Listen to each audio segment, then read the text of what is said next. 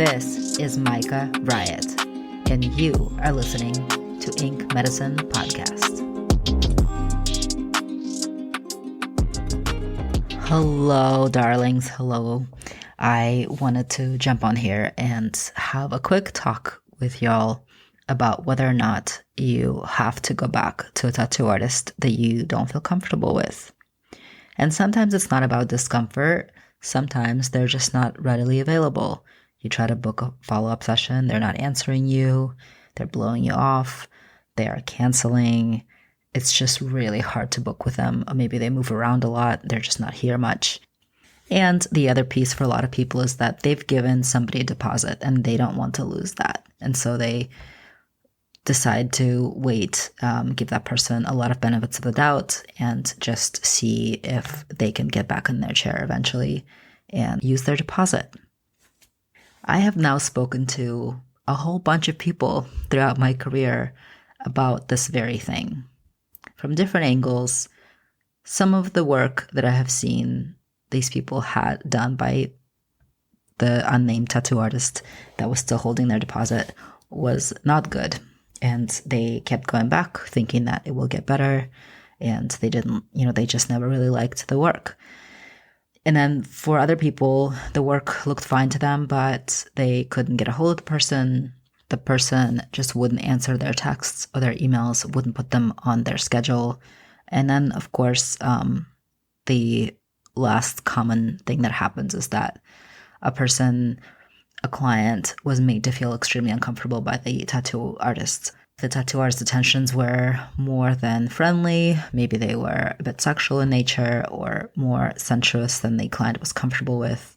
They didn't consent to something the tattoo artist was doing, was saying, or maybe they felt pushed into a design that they didn't want.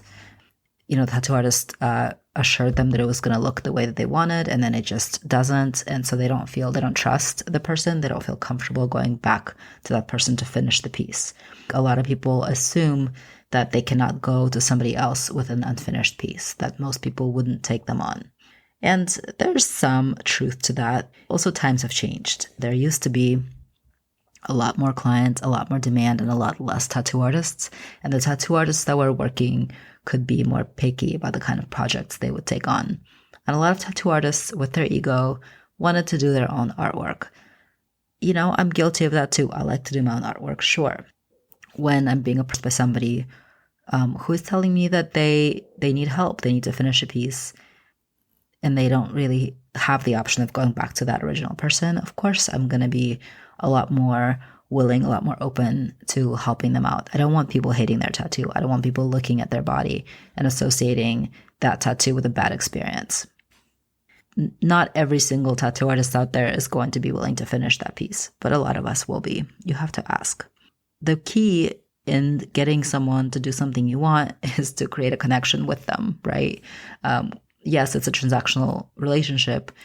You have money and skin and you come to us and you offer us money to create beautiful art on your skin. And we need that money because we need to pay our living expenses. And that's true. So in that way, it's transactional. But there's a human element in that. And a tattoo artist should see you as a whole human, just the way that you should see your tattoo artist as a whole human. And we come together as full humans to meet each other in that space, to create something together. Create that relationship with someone that you trust. Find that new tattoo artist, go to them. If they won't, if you really want them to finish your old piece that needs finishing and they aren't comfortable with that quite yet, ask them if they will be comfortable later. If you had something else done by them, maybe you let them do a piece that is all theirs, where they get to do their art, their style, and then you check in with them about finishing the old piece. I would say there's a high probability of that person taking on that unfinished project. Now, the question of deposits. Yeah, it sucks. If you gave that person a few $100, $500, more than that, that super sucks.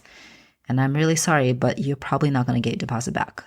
No amount of Yelp reviews, no amount of harassing them, asking them, calling them, texting them. If they're not willing to get you back in their chair, if they're not willing to continue that project, if they're flaky, if they're not answering, you're just most likely not gonna get your deposit back. And I'm sorry.